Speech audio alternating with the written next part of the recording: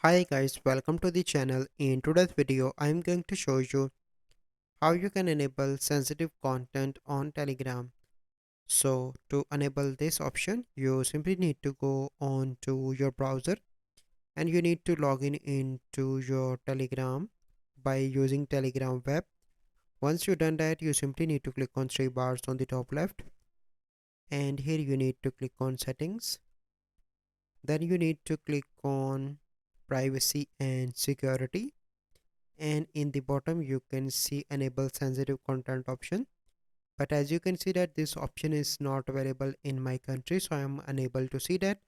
But if you are in eligible countries, you can simply need to turn tick mark that option. So this is the process. I hope you find this video helpful.